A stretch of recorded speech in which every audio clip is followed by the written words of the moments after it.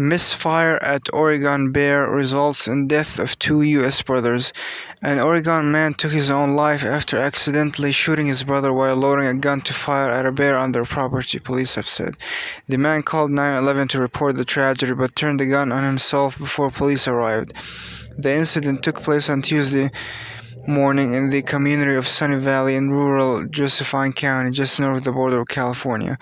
Neither of the men involved has been identified.